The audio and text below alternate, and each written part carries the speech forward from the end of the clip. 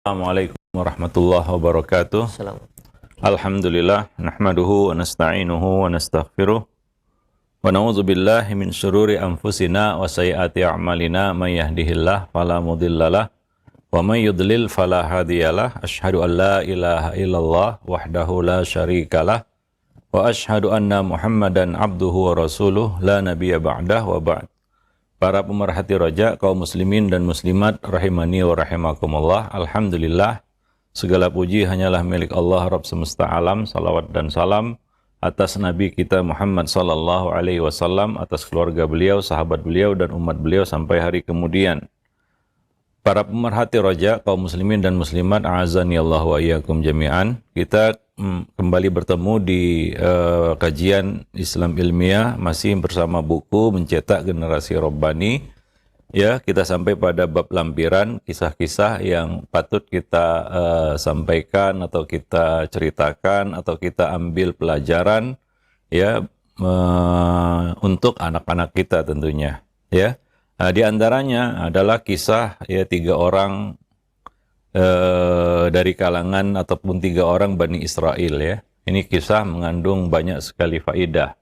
Ya, di antaranya intinya yang paling utama, yang paling kita katakan yang paling penting di sini adalah kewajiban bersyukur, mensyukuri ya kelebihan-kelebihan yang Allah berikan. Ketika kita dapat lebih, jangan lupa masa kita kurang.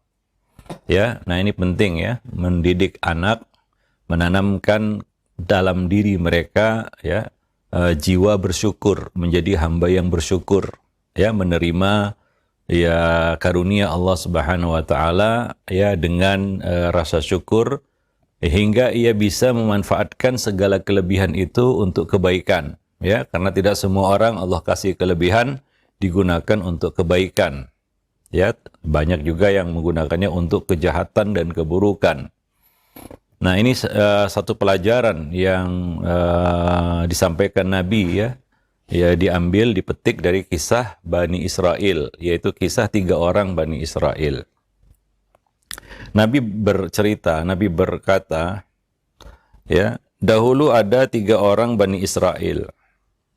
Yang satu kena penyakit kusta. Ya, yang satu lagi terkena penyakit alopecia, yaitu gugur rambutnya hingga dia botak, nggak tumbuh rambutnya. Dan yang satu lagi buta, ya, Allah mencabut penglihatannya. Ya, nah, di samping mereka ini sakit, mereka juga miskin. Mereka tidak punya harta, ya. Ya, tentunya kayak orang miskin sakit ya nggak bisa berobat, ya, sabar menjalani sakit, ya, karena kemiskinan. Nah, mereka diuji dengan kemiskinan dan penyakit, ya. Kemudian Nabi SAW berkata, fa'aradallah ayyabtaliyahum. Kemudian Allah ingin menguji mereka. Allah ingin menguji 3 orang ini. Nah, di sini timbul satu pertanyaan, ya. Bukankah mereka sudah diuji? Ya, lalu ujian apa lagi yang mau diberikan kepada mereka? Bukankah mereka telah diuji dengan sakit? Dan bukankah mereka juga sudah diuji dengan kemiskinan? Ya. Tapi Nabi mengatakan Allah ingin menguji mereka. Ya, tentunya ujian yang akan Allah berikan ini itu pasti lebih berat daripada ujian yang telah mereka jalani, tentunya, ya. Nah, maka di sini perlu kita ketahui, ya, bahwa Allah Subhanahu wa taala menguji kita dengan 2 bentuk ujian. Allah mengatakan, ya, kullu nafsin dha'iqatul maut, surat Al-Anbiya ayat 26. Kullu nafsin dha'iqatul maut, semua yang hidup pasti merasakan mati. Wa nabluukum bisyarri wal khairi fitnatan wa ilaina turja'un. Dan kami akan menguji kamu dengan keburukan dan kebaikan, ya, sebagai cobaan, dan kepada kamilah kamu akan dikembalikan. Jadi Allah menyebut di sini 2 bentuk ujian, yaitu ujian berupa keburukan, syarr, dan ujian berupa kebaikan, khair. Ya, jadi ujian itu bukan hanya ya keburukan-keburukan satu yang buruk yang kita pandang buruk kemudian kita anggap itu sebagai musibah lalu kita katakan saya diuji Allah. Tidak. Kebaikan-kebaikan yang Allah berikan juga itu merupakan ujian. Kebanyakan orang kalau sakit dia mengatakan, ya fulan saya sedang diuji Allah. Tapi kalau dia dikasih sehat, dia tidak akan berkata atau tidak ada orang yang berkata saya sedang diuji Allah ini. Kenapa? Karena sekarang saya sehat. Ya, karena orang tidak merasa diuji ketika sehat, sehingga banyak yang tertipu dengan ujian sehat. Ya. Nah, maka Nabi mengatakan ni'matani maghbunun fihi makatsirun minan nas. Dua nikmat yang banyak memperdaya manusia, yaitu salah satunya sehat. Ya. Nah, jadi ini nikmat kebaikan yang Allah berikan, tapi sekaligus juga ujian. Dan kalau kita lihat ayat tersebut, Allah Subhanahu wa taala menyebutkan keburukan lebih dulu baru menyebutkan kebaikan. Ya, ini urutan ujian, yaitu ujian yang ringan kemudian ujian yang lebih berat. Ya, ternyata ujian dengan kebaikan itu ya jauh lebih berat daripada ujian berupa keburukan. Contohnya sakit dan sehat. Ketika kita diuji dengan sakit, mungkin kita ingat Allah. Ya, kita pun berdoa, doa kita pun khusyuk, ya. Kita pun mungkin berbuat amal saleh, bersedekah karena kita ingin sembuh. Nah, tapi ketika sehat, mungkin semua ibadah-ibadah itu tidak kita lakukan, ya. Nah, tidak kita lakukan. Ketika orang itu diuji dengan sakit, mungkin ya, karena ketidakmampuan dan kelemahannya dia tidak berdaya melakukan keburukan. Ya, yang biasa riba waktu sakit ya terdiamlah dia. Ya, sakit nggak bisa ngomong mungkin, apalagi sakitnya sakit gigi kan begitu ya. Dia biasa gibah nggak bisa gibah karena sakit gigi, terhalang dia dari keburukan. Nah, begitu sehat giginya, ya udah ngomong lagi, ya gibah lagi. Kenapa? Sekarang sehat. Maka ujian kebaikan itu ya juga berat, ya bahkan lebih berat daripada ujian keburukan. Ya, nah celakanya manusia itu ya merasa diuji kalau diuji dengan keburukan. Tapi kalau diberi kebaikan dia tidak merasa diuji. Bahkan dia merasa, dia menganggap Allah sayang dia. Padahal belum tentu ya. Ya, Allah memberikan sesuatu kepada hambanya berarti Allah menyukainya atau menyintainya. Belum tentu. Banyak orang-orang yang diberi tapi ternyata Allah tidak menyukainya. Allah Subhanahu wa taala tidak menyayanginya. Ya, iblis saja Allah beri, permintaannya Allah kabulkan. Dia minta penangguhan, Allah kabulkan. Apakah itu berarti Allah menyukai iblis dan iblis itu hamba atau makhluk yang disukai Allah, yang dicintai Allah? Tidak. Dia adalah makhluk membangkang. Apa yang Allah berikan kepadanya itu bukan bukti ataupun tanda Allah sayang kepadanya, itu ujian, itu istidraj baginya. Ya, sebagian orang diberi kelebihan itu justru itu menjadi istidraj baginya. Nah, demikian ya. Jadi bentuk ujian yang Allah berikan itu ada dua, ya, kebaikan, keburukan dan kebaikan. Nah, kita kembali kepada kisah ini, Allah ingin menguji mereka dengan ujian yang lebih berat. Kalau sebelumnya diuji dengan sakit dan miskin, nah sekarang Allah uji dengan ujian yang lebih berat, satu level di atas itu atau beberapa level di atas itu. Yaitu sekarang mereka akan diuji dengan sehat dan kaya. Ya, sehat dan kaya. Apakah ketiga orang ini berhasil? Ya, ketika diuji dengan sakit dan miskin, tiga-tiganya berhasil. Makanya ingin naik tingkatan, Allah kasih ujian lagi. Ya. Nah, mereka berhasil melewati ujian sakit dan miskin. Nah, apakah mereka juga akan berhasil ketika diuji dengan sehat dan kaya? Nah, ini lanjutan kisahnya ya. Allah kemudian mengutus satu malaikat untuk menguji mereka. Malaikat ini mendatangi sependerita kusta dan bertanya, adakah sesuatu yang paling kamu sukai?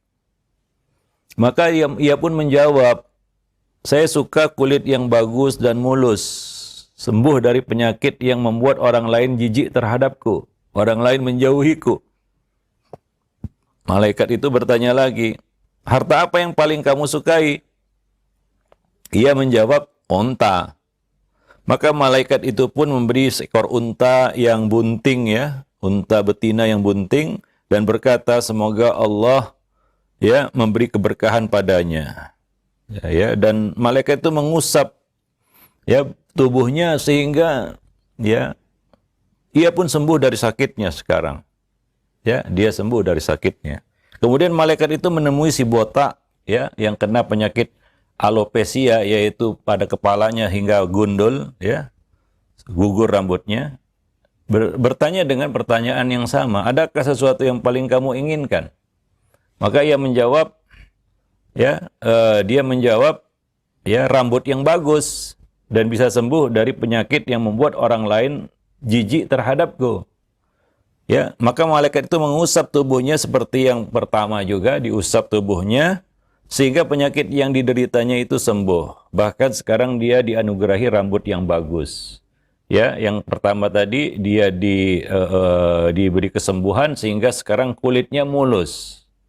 Ya, mereka sekarang menjadi manusia yang normal, sehat dari sakit mereka. Ya, kemudian malaikat itu bertanya lagi, harta apakah yang paling kamu sukai? Ia menjawab, sapi. Maka malaikat itu pun memberinya seekor sapi betina yang bunting. Lalu berkata, semoga Allah memberikan keberkahan pada sapi ini, pada harta ini. Nah, selanjutnya malaikat itu mendatangi orang yang buta tadi, ya, dan bertanya, adakah sesuatu yang paling kamu inginkan? Maka ia menjawab, sungguh aku ingin bisa melihat seperti orang-orang yang berada di sekitarku. Ya, aku ingin kembali normal, ya, penglihatanku. Aku ingin bisa melihat. Maka malaikat itu mengusapnya, ya, matanya sehingga dia sekarang bisa melihat. Dan malaikat itu bertanya, harta apa yang paling kamu sukai? Dia menjawab, ya, kambing. Maka malaikat itu memberinya seekor kambing betina yang bunting dan berdoa, semoga Allah memberi keberkahan padanya. Nah, nasib mereka berubah. Sekarang mereka tidak lagi sakit. Sekarang mereka sudah sehat. Yang penyakit kusta tadi sekarang badannya, kulitnya sudah mulus. Yang kena penyakit pada kepalanya hingga botak kepalanya sekarang sudah memiliki rambut yang indah. Nah, yang buta sekarang sudah melihat. Di samping itu mereka sekarang menjadi orang yang kaya raya. Ya. Ternyata unta, sapi, dan kambing yang diberikan kepada mereka oleh malaikat tadi bukan unta, sapi, dan kambing biasa. Ya, unta itu beranak pinak sehingga sekarang, ya, dia menjadi saudagar unta. Untanya memenuhi lembah. Ya, yang satu lagi sekarang saudagar sapi. Ya, sapinya memenuhi lembah. Bayangkan, ya, sapi sebanyak menutupi lembah itu, yaitu mungkin ratusan ekor sapinya, bahkan mungkin lebih. Nah, sekarang yang satu lagi menjadi juragan kambing. Kambingnya menutupi lembah. Mereka sekarang sehat walafiat dan kaya raya. Ya, sehat walafiat dan kaya raya. Nah, tibalah masa ujian ini. Ujian waktu sehat dan kaya. Apakah mereka juga berhasil seperti ketika mereka diuji, ya, dengan sakit dan miskin, mereka bisa bersabar, ya? Apakah mereka bisa bersyukur ketika diuji dengan kebaikan, kelebihan? Ya, hati-hati dengan kelebihan-kelebihan yang Allah berikan. Ya, banyak orang-orang yang gagal diuji ketika diberi kelebihan. Iblis diberi kelebihan ilmu, gagal. Ketika diuji untuk sujud kepada Adam, ya, muncul kesombongannya. Ya. Nah, Qarun diberi kelebihan harta, gagal juga. Ya, dia tidak menunaikan hak hartanya, bahkan dia menyombongkan dirinya. Ya, Firaun yang diberi kelebihan kekuasaan, ya, kekuasaan yang lebih, dia juga gagal. Bahkan dia mengaku Tuhan. Nah, ini contoh-contoh orang yang di dalam Al-Quran banyak Allah ceritakan tentang orang-orang yang Allah kasih lebih. Ya, kebun, kekuasaan, harta melimpah, ya, dan lain-lain.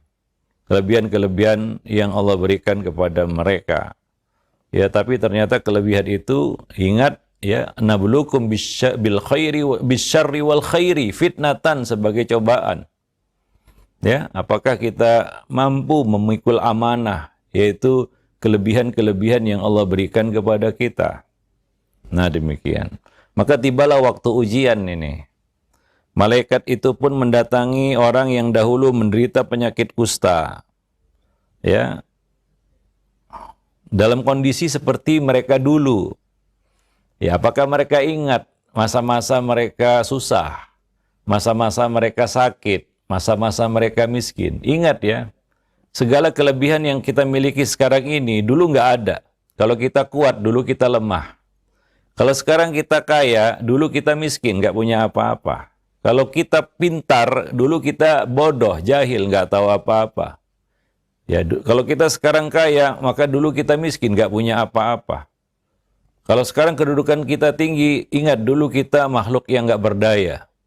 Tanpa belas kasih orang, mungkin kita nggak bisa melanjutkan hidup. Maka segala kelebihan-kelebihan itu jangan membuat kita pongah. Ingat masa-masa dulu kita tidak memiliki semua itu. Ya, nah ini kadang-kadang orang itu punya penyakit lupa daratan. Dia lupa dulu dia siapa. Dia berasal dari mana. Seperti kata pepatah, kacang lupa kulitnya. Nah, demikian ya. Maka Allah ingatkan nabinya, ya. Alam yajidka yatiman fa'awa wa wajadaka dhalan fahada wa wajadaka ailan fa'aghna. Ya. Nah, ingat dulu kamu yatim, lalu kami melindungimu. Dulu kamu sesat, kami memberikan petunjuk kepadamu. Ya, dulu kamu kurang, kami mencukupimu. Jadi Allah Subhanahu wa taala mengingatkan nabinya masa-masa kurang, supaya ketika diberi lebih kita tidak lupa daratan. Ya, ingat masa-masa ya kita tidak memiliki semua itu. Ya, nah artinya apa? Ada yang memberi. Ada yang memberi kita, karena dulu itu tidak ada pada kita. Ya, jangan lupa yang memberi. Yang memberi adalah yang memiliki semua itu, yaitu pencipta, Al-Khaliq, Allah Subhanahu wa taala. Nah, ini kadang-kadang kita lupa, ya. Ya, bahwa semua itu ya dulu tidak ada pada kita. Jabatan, kekuasaan dulu kita tidak punya itu. Dan satu waktu semua akan hilang. Ya, semua akan Allah ambil. Wa ilaina turja'un, kata Allah. Dan kepada kamilah kamu akan dikembalikan. Artinya apa? Semua itu akan lepas darimu.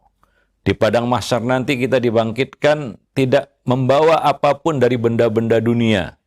Ya, hufatan, uratan, ghurlan, buhma. Seperti itu yang diceritakan Nabi di dalam hadis tentang padang mahsyar. Kamu akan dibangkitkan dalam keadaan ya, hufatan, tanpa alas kaki, uratan, tanpa benang yang menutupi tubuh, sehelai benang pun yang menutupi tubuh, ya, hufatan, uratan, ghurla, yaitu ya, tidak bersunat, artinya tidak ada bagian tubuh yang lepas, ya, kamu seperti kamu lahir ke dunia. Buhma, yaitu tanpa membawa benda apapun dari benda-benda dunia. Kalau kita pakai kacamata, nggak bawa kacamata. Kalau kita pakai gigi palsu, nggak akan bawa gigi palsu. Semua atribut yang menempel pada tubuh kita tidak akan kita bawa. Itulah kondisinya nanti. Ya, wa ilaina turja'un. Kepada kamilah kamu akan dikembalikan. Bahwa semua itu ya akan Allah ambil lagi. Ya, maka ingat masa-masa kamu tidak memiliki semua itu.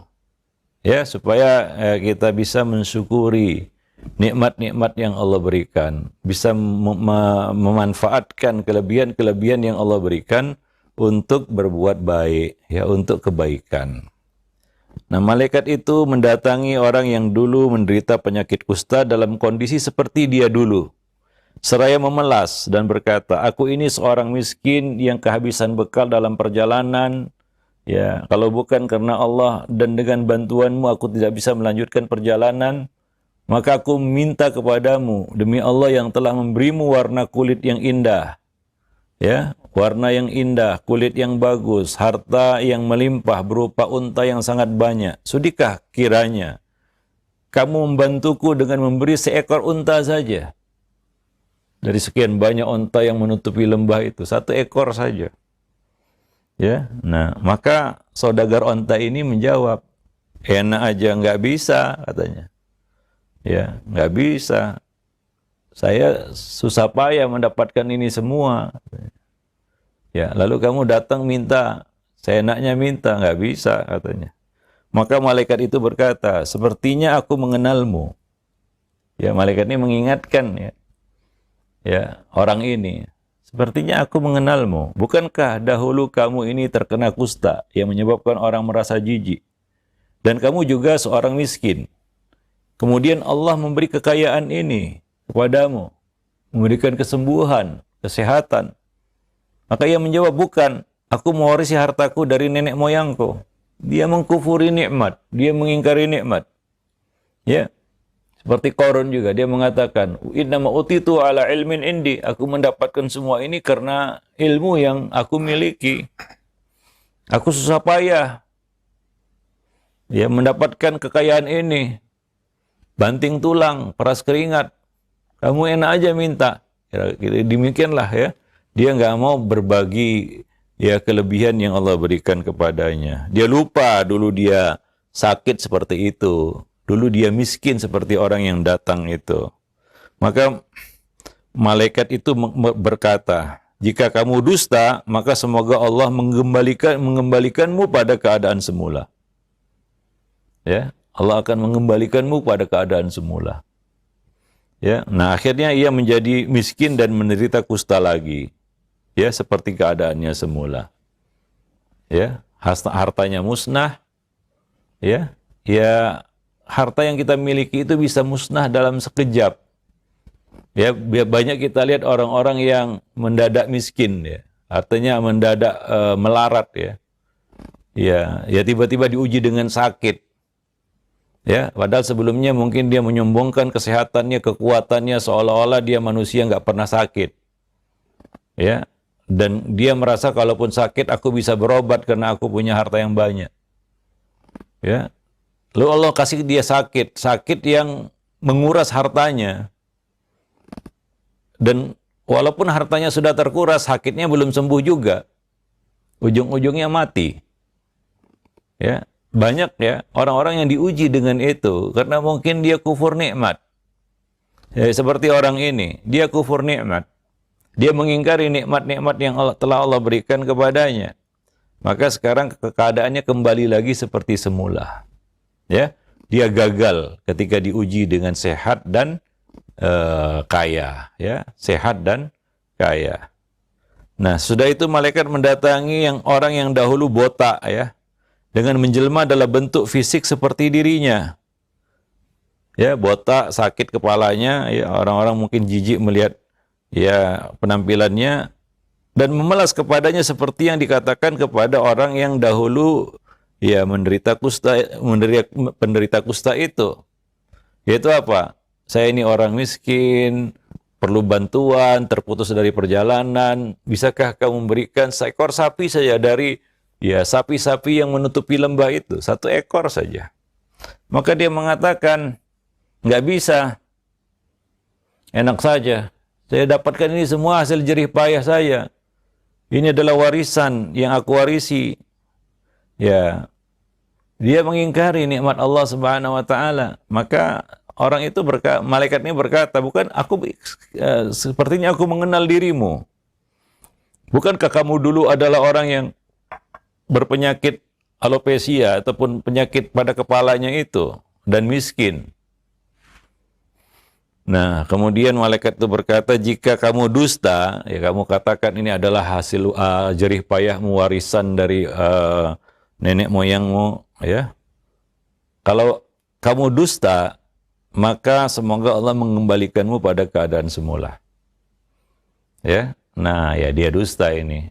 Maka ya tiba-tiba saja dia jatuh sakit seperti sakitnya dahulu dan hartanya musnah. Sekarang tidak ada satu sapi pun yang dia miliki.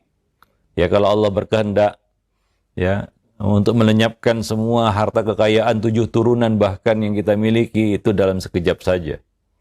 Ya, nah demikian. Itu tidak sulit bagi Allah Subhanahu wa taala. Ingat Allah mengatakan wa ilaina turja'un. dan kepada kamilah kamu akan dikembalikan. Ya, nah yang kedua ini juga gagal. Ya, si botak ini juga gagal ketika diuji dengan sehat dan kaya. Nah, udah dua orang yang gagal ini. Nah, ini yang ketiga ini. Apakah gagal juga? Nah, malaikat itu mendatangi si buta dalam bentuk ya seperti dirinya dulu. Sambil memelas, aku ini orang miskin, kehabisan bekal dalam perjalanan. Ya, jadi dia minta bantuan. Ya, bisakah kamu memberikan seekor kambing dari kambing-kambing yang menutupi lembah ini? Ya, maka orang itu berkata, si buta ini yang dulu buta ya, sekarang dia sudah bisa melihat, dia berkata, iya, silakan, jangankan satu, ya ambil aja seperlumu.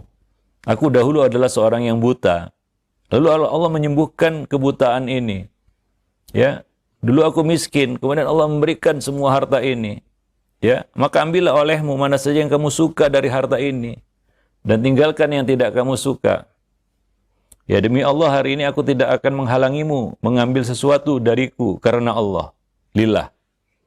Ya, nah demikian. Nah, ini ternyata cuma satu yang berhasil ini ya. Ketika diuji dengan kaya dan sehat. Dia nggak lupa ya, kondisinya dia dulu.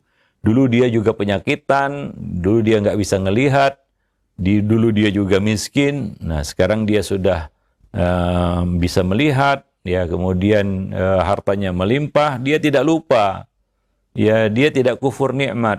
Dia tidak mengingkari nikmat. Dia katakan semua ini pemberian Allah. Allah memberiku sehat dan Allah memberiku semua harta ini. Maka ambillah ya apa yang kamu perlukan dari harta itu.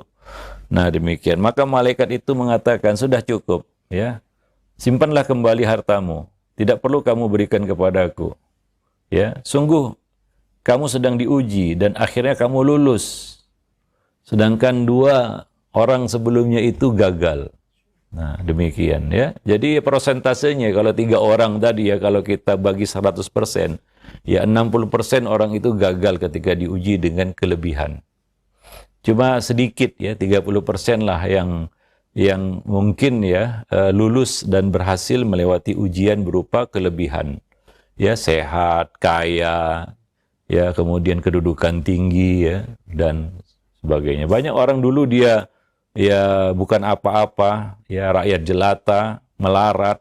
Nah, ketika dapat jabatan ya menjabat dan sekarang kaya raya, gajinya besar, dia lupa. Dia sombong, dia semena-mena terhadap rakyat jelata. Ya, bertindakannya juga pongah, memamerkan hartanya ataupun membanggakan hartanya. Dia suka menindas orang-orang yang lemah, padahal dia dulu lemah. Ya, banyak nggak manusia seperti ini? Sangat banyak. Ya, ketika Allah uji dia dengan kelebihan, dia gagal. Nah, padahal dulu waktu dia masih rakyat jelata, mungkin dia orang yang tawadu, nggak sombong, ya punya jiwa sosial, suka bantu orang. Ya maklumlah kan orang miskin ini suka bantu juga, lebih banyak tangan di atas orang miskin daripada orang kaya sebenarnya. Karena orang miskin itu suka bantu dia, ringan tangan, kan begitu ya. Nah, demikian. Nah, dulu dia miskin seperti itu. Dia lupa. Ya, ketika dia diberi kekuatan, kekayaan, muncul sombongnya. Ini penyakit manusia. Ya, ketika diberi kelebihan, dia lupa. Maka ini pelajaran ya, yang perlu kita sampaikan kepada anak-anak kita, supaya tidak melupakan ya masa-masa sulit. Masa-masa sakit, masa-masa miskin, ya masa-masa susah, masa-masa lemah, masa-masa kurang. Supaya ketika kita dikasih lebih, kita bisa mensyukurinya, kita bisa berbagi, kita bisa merasakan apa yang dirasakan orang. Ada empati, ya, ada semangat untuk berbagi. Ya, nah itu yang perlu kita petik di sini ya, dari si buta ini yang kemudian dia sembuh dan kaya raya, dia tidak lupa, dia bantu orang yang perlu bantuan. Ya, nah walaupun itu ternyata hanya sebuah ujian ya, nah tapi dia punya kesungguhan, dia sungguh-sungguh ingin memberikan harta yang diinginkan oleh malaikat tadi ya, yang menjelma menjadi seorang manusia yang buta dan miskin. Dia silakan ambil apa yang kamu suka dari harta-harta itu. ya. Nah, demikian. Nah, ini pelajaran penting yang perlu kita ya sampaikan kepada anak-anak kita. Ya, jangan lupa ya, kondisi kurang. Ketika Allah kasih lebih, kita akan bisa menjadi hamba yang lebih bersyukur, ya. Nah, demikian. Wallahu a'lam bishawab. Jadi sebenarnya tidak mudah jadi orang kaya yang bersyukur, ya. Enggak mudah. Itu cuma lip service saja mungkin. Wah, saya ingin jadi orang kaya yang bersyukur. Ya, belum tentu ya. Belum tentu juga. Ya, dan enggak semudah yang diucapkan. Ya, enggak semudah yang diucapkan. Paling kalau sudah kaya, muncullah banyak sekali rencana-rencananya. Dan dia enggak mau digagalkan ataupun enggak mau diganggu rencananya itu, acaranya itu kalau sudah kaya. Datang orang miskin, ya diabaikan aja. Kenapa? Karena dia masih banyak urusan. Ya, karena dia sekarang sudah jadi orang sibuk. Sibuk dengan kekayaannya. Kekayaan itu kan banyak konsekuensi dan tuntutannya yang harus dia ikuti itu. Ya, maka boro-boro dia ingat masa miskinnya dan punya empati kepada orang miskin. Wallahu a'lam bishawab. Ya, nah demikian. Ya, mudah-mudahan ya, kisah ini bisa menginspirasi kita dan menjadi pelajaran bagi kita semua. Aqulu qauli hadza subhanakallah bihamdik asyhadu an la ilaha illa anta astaghfiruka wa atubu ilaik. Alhamdulillah. Baik, syukran jazakallahu khair atas materi yang telah disampaikan. Kisah yang sangat menarik telah kita simak bersama. 3 orang yang Allah uji dengan kesusahan dan kemudian Allah uji dengan kesenangan. Yang Masya Allah faidah yang banyak kita dapatkan dari kisah tersebut. Yang mudah-mudahan Allah Subhanahu wa taala berikan kekuatan kepada kita semua untuk bisa menjalani kehidupan, untuk menjalani ujian-ujian dari Allah Subhanahu wa taala. Baik, untuk selanjutnya kami akan ajukan beberapa pertanyaan yang sudah masuk di layanan pesan singkat. Nah, ada pertanyaan Ustaz. Assalamualaikum warahmatullahi wabarakatuh. Ya Ustaz, apakah apabila kita berniat melakukan suatu maksiat atau dosa, namun ternyata terhalang karena sesuatu, bukan karena terhalang dari keimanan, berasal dari keimanan atau takut kepada Allah, apakah tetap dicatat sebagai dosa? Iya, ini dijelaskan oleh Ibnu Taimiyah ya, jika dia sudah melakukan iktisab, yaitu usaha untuk itu, ya, maka dia terhitung dosa. Contohnya dia mau mencuri ya, dia sudah persiapkan alat-alat mencuri dan dia juga sudah beraksi ya. Cuma ketahuan mungkin ya, atau di dalam aksinya ada halangan hingga dia tidak jadi mencuri. Nah, ini terhitung dosa ya, karena dia sudah menjalankan aksinya namun terhalang, kan begitu ya. Nah, ya yang terhitung kebaikan itu sebelum dia melakukan itu dia tidak melakukannya ya. Dia mencegah dirinya ya, dia menahan dirinya, maka terhitung baginya satu kebaikan, kan begitu ya. Nah, demikian. Wallahu a'lam bishawab. Ya. Taib. Ini artinya dia sudah di dalam proses melakukan kejahatan ya. Nah, proses melakukan kejahatan. Ya, sedang cungkil-cungkil jendela ketahuan kan gitu ya, ya lari ya udah sudah cungkil jendela itu ya. Nah, demikian. Artinya dia dalam proses melakukan kejahatan itu. Nah, ini terhitung dosa gitu. Nah, seperti itu contohnya ya. Nah, demikian. Wallahu a'lam bishawab. Ya, beda memang ada keinginan kemudian dia urungkan niatnya, kan begitu ya. Nah, dia tidak dalam proses menjalankan aksinya ya, belum dia jalankan itu ya, lalu saya tidak jadi mencongkel rumah si fulan lah. Nah, jadi dia tangguhkan niatnya itu, nah dia terhitung kebaikan, kan begitu ya. Tapi kalau dia sudah beraksi, misalnya begal motor sudah colok kunci T kan gitu ya, lalu ternyata alarmnya bunyi, ya dia sudah terhitung menjalankan aksi mencuri itu, walaupun nggak kesampaian apa yang diinginkannya begitu ya. Nah, karena ada hal-hal yang menghalanginya begitu. Tapi kunci T itu udah nempel di stop kontak itu kan gitu. Ya tinggal putar, tinggal bawa lari gitu. Nah, ini terhitung kejahatan gitu ya. Nah, demikian. Ya secara hukum dunia juga kalau dia sudah seperti itu ditangkap ya dia deliknya pencurian walaupun motor itu belum dia bawa lari kan begitu ya. Secara hukum dunia kan begitu ya.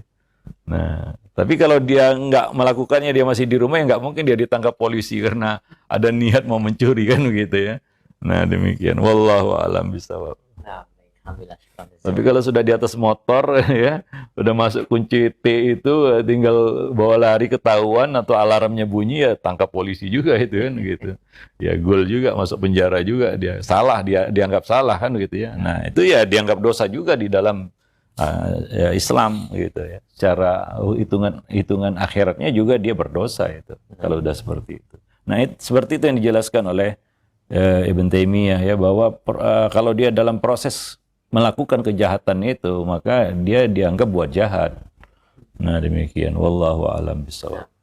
Terima kasih banyak. Syukran jazakallahu atas jawaban Ustaz. Demikian dan selanjutnya ada pertanyaan kembali kami ajukan di layanan pesan WhatsApp.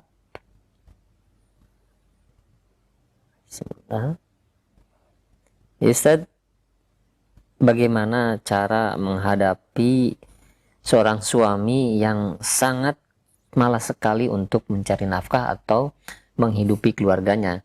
Selama ini yang mencari nafkah atau uang adalah istrinya, dan sekarang istrinya terbaring sakit sehingga tidak dapat mencari uang kembali, dan anak-anak terbengkalai karena tetap si suami tidak mau mencari nafkah untuk anak-anak dan istri yang sedang sakit. Ya, nggak bisa kita omongin lagi nih kalau udah seperti ini ya. Susah ya. Ya, pertama tentunya dia melalaikan kewajiban ya, dan itu dosa. Kewajiban mencari nafkah itu ada di pundak suami. Kalau dia mengabaikan itu berarti dia berdosa, ya. Nah, dia biarkan istrinya mencari nafkah, ya, sementara dia bermalas-malasan, dia berdosa, ya. Karena mengabaikan kewajiban, ya. Karena mengabaikan kewajiban itu dosa jatuhnya, ya. Nah, demikian. Dan juga di sini ada hal buruk lainnya, ya, yaitu malas itu ya. Malas itu adalah penyebab kemelaratan, kefakiran. Ya, salah satu penyebab terbesar orang itu fakir dan melarat ya. Dan itu adalah kondisi yang kita berlindung kepada Allah. Karena Nabi mengatakan itu bi'sad daji' ya, seburuk-buruk teman tidur lah ya. Ya, yang buat orang nggak bisa tidur kalau sudah kelaparan ya, melarat itu ya. Nah, itu kefakiran. Ya, nah kita berlindung kepada Allah dari kefakiran itu. Nah, penyebab terbesar orang itu fakir, melarat, itu adalah malas. Makanya pagi dan petang kita berlindung kepada Allah dari malas. Ya, Allahumma inni a'udzubika minal ya kasali wasu'il kibari ya. Malas itu dikaitkan dengan su'ul kibar, masa tua yang buruk. Ya, masa depan yang buruk, ya, terancam fakir, ya, maka coba lihat, belajar dari hewan. Hewan itu nggak ada yang melarat, nggak ada yang fakir dia. Kenapa? Karena dia nggak malas dalam hal mencari nafkah. Coba lihat, belajarlah dari hewan. Ketika dia harus mencari nafkah, nggak ada cerita malas. Ya singa, ya, wah singa itu malas-malasan Ustadz. Iya. Pada waktu dia perlu istirahat, dia istirahat. Nah, ketika waktunya mencari nafkah, dia nggak ada cerita malas. Dia intai itu, mangsanya. Dia kejar, ya, supaya dia dapat rezeki, ya. Nah, demikian juga, coba lihat, kalau kita pernah lihat, rusa ataupun zebra, ya. Dia harus berjalan ratusan kilometer untuk mencari padang rumput yang baru. Dia nggak malas, walaupun harus melewati berbagai rintangan. Kadang-kadang harus melewati sungai yang banyak buayanya. Dia seberangi itu demi mendapatkan padang rumput yang segar. Nah, kalau dia malas, ya dia akan mati kelaparan di padang rumput yang gersang begitu ya. Tapi dia nggak malas, dia berjalan jauh. Nah itu hewan itu ya. Mereka nggak melarat karena mereka nggak malas. Tapi kalau udah kena penyakit malas, nah ini susah ini ya. So, payah dicari obatnya ini. Ya, nah itu bisa menjadi suatu karakter watak seseorang yaitu malas. Maka perangilah rasa malas itu, ya. Nah, buang jauh-jauh rasa malas. Jangan jadi orang yang pemalas. Ya, kata orang, ya malas itu nggak ada obatnya udah. Kadang-kadang susah untuk diapain pun, dibilang apapun nggak mempan kadang-kadang kalau sudah kena penyakit malas ini ya. Maka sungguh-sungguhlah berlindung kepada Allah dari penyakit malas. Insya Allah kalau nggak malas, insya Allah nggak melarat. Kuncinya itu aja. Salah satu kunci yang paling penting supaya tidak jatuh fakir, tidak jadi orang fakir, tidak jadi orang melarat adalah jangan malas.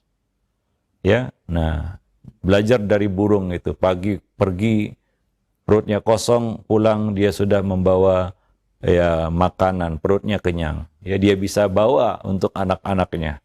Itu burung ya. Nah demikian, dia nggak malas terbang ke sana kemari. Belajarlah dari hewan juga. Ya, nah, jadi nggak ada hewan yang pemalas, ya. Kemudian dia jadi melarat, ya, karena nggak dapat rezeki, gitu ya. Nah, demikian. Ya, semua makhluk telah Allah tetapkan rezekinya, ya. Allah tetapkan rezekinya, ya. Tidak ada satupun binatang melata, makhluk di muka bumi ini, melainkan Allah telah jamin rezekinya, termasuk rezeki untuk pemalas. Rezeki pemalas ya kefakiran, itulah rezekinya. Ya, kemelaratan itulah rezekinya, itulah bagiannya, itulah nasibnya. Ya wallahu alam bisawab. Ya, nah demikian. Dan kondisi rumah tangga seperti ini adalah kondisi yang buruk sebenarnya ya. Nah, maka ya perlulah rumah tangga itu ya perlu dibangun ya. Ya, saling mengingatkan antara suami dan istri ya.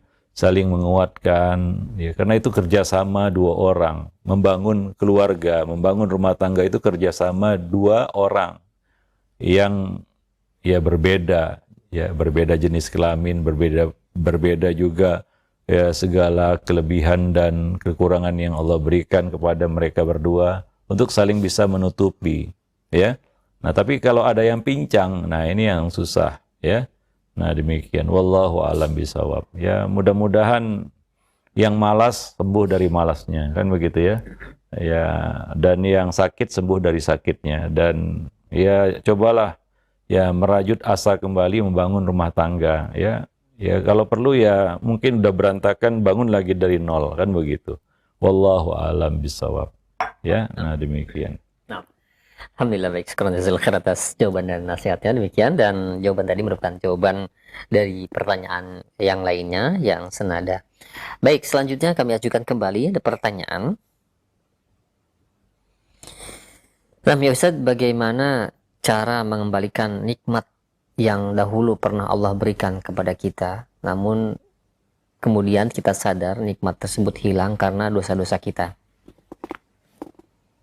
Iya. Kadang-kadang kita harus mengedepankan husnuzon kita kepada Allah Subhanahu wa taala, ya. Ya, bahwa mungkin ya Allah memilihkan yang terbaik bagi kita. Mungkin kita lebih baik miskin daripada kaya, karena kita nggak bisa jadi orang kaya sebenarnya. Ya, karena kita kurang bisa bersyukur, ya. Maka Allah kasih miskin. Ya terima itu. Mungkin itu yang terbaik, ya. Kaya itu nggak usah dikejar, lebih itu pemberian Allah. Ya, nah ada satu kesalahan orang yang prinsip hidupnya saya ingin jadi orang kaya, itu membahayakan diri sendiri. Ya, Nabi Nabi mendoakan keberkahan harta. Ya, tapi tidak ada Nabi memotivasi orang supaya jadi orang kaya, enggak.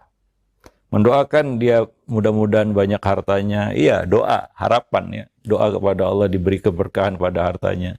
Ya, tapi ada hadis Nabi memotivasi sahabat jadi orang kaya. Coba datangkan. Ya. Nabi memotivasi sahabat, kalian harus jadi orang kaya. Saya bangga kalian jadi orang kaya. Orang kaya itu banyak utamanya. Enggak. Ya, justru sebaliknya ya. Nabi mentarghib para sahabat untuk ya mengutamakan, mengedepankan akhirat. Ya, nah itu pendekatan Al-Qur'an juga. Pendekatan Al-Qur'an adalah pendekatan akhirat. Wal akhiratu khairun wa abqa. Wal akhiratu khairul laka minal ula. Ya, dalam banyak ayat. Wa innal akhirata lahiyal hayawan. Akhirat itulah dia sebenar-benarnya kehidupan. Itu targhibnya. Itu motivasi yang diberikan di dalam Al-Qur'an. Dan juga yang Nabi sampaikan kepada para sahabat. Ya, jadi Nabi nggak pernah memotivasi sahabat untuk, wah kamu harus jadi orang kaya, enggak. Maka kita katakan kaya itu ya nggak dilarang. Ya, ada orang yang memang berkah dia jadi orang kaya, tapi itu sedikit, ya. Ya, nah, ya Nabi hanya menganjurkan orang yang sudah kaya supaya tidak lupa, ya, atas hak harta istilahnya, ya. Kewajibannya terhadap harta. Ya, nah demikian. Ya, maka nggak perlu terlalu berambisi untuk jadi orang kaya. Karena itu sangat berbahaya. Saya katakan lagi, itu sangat berbahaya. Bahayanya banyak dan besar. Setan bisa memperkuda kita untuk hal-hal yang buruk. Ya, dan kenyataannya seperti itu. Banyak orang yang lupa segalanya. Bahkan dia nggak segan menabrak yang rambu-rambu syariat. Nggak peduli lagi dengan halal dan haram. Apalagi zaman sekarang kondisinya nggak sama seperti zaman Nabi. Zaman sekarang kata Nabi ya, akan datang satu masa, itu tidak terjadi di zaman Nabi tentunya. Nanti akan datang masanya, manusia nggak peduli dengan cara apa dia mendapatkan harta, apakah dengan cara yang halal ataukah dengan cara yang haram. Kata orang sekarang, cari yang haram aja susah, apalagi yang halal, kira-kira demikian. Ya, dalam kondisi seperti ini, motivasi kita jadi orang kaya itu berbahaya. Nggak sedikit ya, ya akhirnya, ya riba-riba sedikit nggak apa-apalah, tipu-tipu sedikit nggak apa-apalah, kapan kayanya kalau nggak seperti itu. Nah, kondisi yang memaksa kita untuk seperti itu, apalagi targetnya, motivasinya itu. Jadi nggak perlu kita cita-citakan, wah saya ingin kembali kaya seperti dulu, ya mungkin itu ujian bagi kita ya, dan juga ada hikmah di balik ujian itu. Ya, kalau dulu kita kaya kemudian kita cabut itu semua, mungkin itu jelas karena dosa, ya. Tapi ya kita harus mengedepankan husnuzan kita kepada Allah. Mungkin ini yang terbaik, ya. Ya, kadang-kadang menjalani hukuman ya itu lebih baik ya daripada kita dihindarkan dari hukuman, akan tetapi ya untuk ya ditangguhkan hukuman itu pada ya akhirat atau di akhirat nanti, kan begitu ya. Nah demikian, wallahu alam bisawab. Ya mudah-mudahan ya itu semua bisa menjadi kafaroh dari dosa-dosa kita. Ya, mana yang lebih kita inginkan, dosa kita dihapus atau kekayaan kita kembali? Ya tentunya kita akan memilih, kalau ada dua opsi itu kita ingin memilih dosa kita dihapus, diampuni, walaupun tidak kembali kekayaan itu. Jangan-jangan kekayaan itu kembali, kita kembali seperti keadaan semula, siapa yang jamin? Dan itu pernah terjadi. Ya, ternyata kita nggak siap jadi orang kaya, misalnya kan begitu ya. Maka Allah cabut itu semua. Ya, nah demikian. Wallahu alam bisawab. Ya, nah jadi hidup ini ya fokuslah untuk minta ampun kepada Allah. Banyak kali dosa yang kita lakukan. Karena kalau kita cerita masuk surga, kita nggak akan bisa masuk surga tanpa ampunan Allah Subhanahu wa Ta'ala. Ya, tanpa ampunan Allah. Satu dosa saja tidak Allah ampuni, itu bisa menggagalkan kita untuk masuk surga. Satu dosa saja. Allah tidak ampuni dosa itu, maka kita gagal masuk surga. Bukankah iblis dikeluarkan dari surga karena satu kesalahan? Adam juga dikeluarkan dari surga karena satu kesalahan juga. Bukan banyak kesalahan dilakukan. Ya, nah kira-kira kita apakah kesalahan kita lebih sedikit daripada Adam? Nggak mungkin juga. Ya, nah, jadi satu dosa saja Allah tidak ampuni, itu cukup menghalangi kita dari sorga. Ya, nah itu cerita masuk sorga ya. Cerita masuk sorga itu satu, semua urusan dengan manusia sudah selesai. Kalau ada sangkut paut, ditahan juga, gagal masuk sorga. Yang kedua, hablum minallah selesai. Semua dosa diampuni. Kalau ada satu saja yang nyangkut tidak Allah ampuni, gagal juga masuk sorga. Begitulah ketergantungan kita kepada ampunan Allah. Ya maka kita ya mungkin Allah coba kita dengan miskin karena maksiat yang kita lakukan, Allah cabut harta kita. Mudah-mudahan Allah mengampuni dosa kita. Itu yang penting sebenarnya. Taib itu saja mungkin. Subhanakallah bihamdik. Asyhadu an la ilaha illa anta astaghfiruka wa atubu ilaik. Assalamualaikum warahmatullahi wabarakatuh.